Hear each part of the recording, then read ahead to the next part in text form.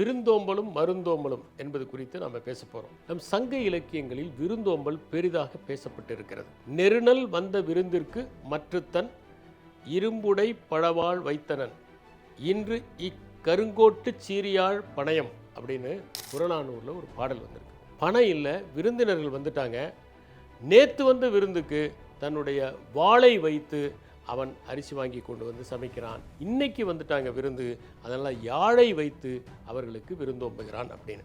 ஒருவர் எவ்வாறு விருந்தோம்புகிறார்கள் என்பதை வைத்துத்தான் அவருடைய குணாதிசயங்களை நாம் சொல்ல முடியும். சில பேர் வருந்தி வருந்தி அழைப்பார்கள், ஆனால் சென்றால் அவர்கள் சரியாக கவனிக்க மாட்டார்கள்.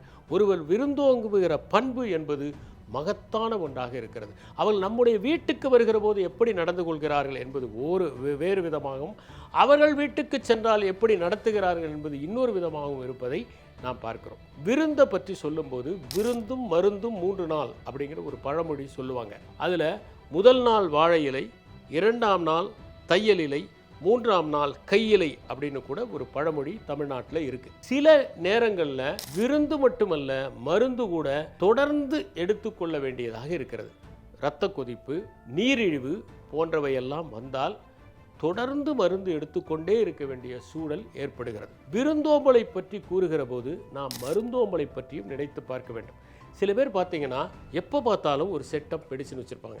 யாருக்காவது தலைவலினா உடனே ஒரு மாத்திரை கொடுப்பாங்க. யாராவது அடிபட்டுக்கிட்டால் உடனே ஒரு பிளாஸ்டர் கொடுப்பாங்க.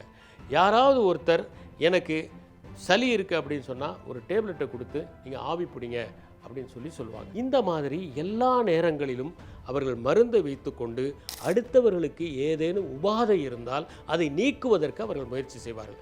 இது மட்டும் இல்லை, இப்போ யாருக்காவது அடிபட்டால் உடனே ஓடி போய் அவங்கள பார்த்து அவங்க ரத்தத்தை தொடச்சி ஏதோ கட்டு போட்டு பக்கத்தில் கொண்டு போய் ஹாஸ்பிட்டலில் அட்மிட் பண்ணுவாங்க. இதுவும் ஒரு விதமான விருந்தோம்பல் தான். இந்த மருந்தோம்பலும் ஒரு விருந்தோம்பல் அப்படிங்கிறது தான் என்னுடைய கருத்து.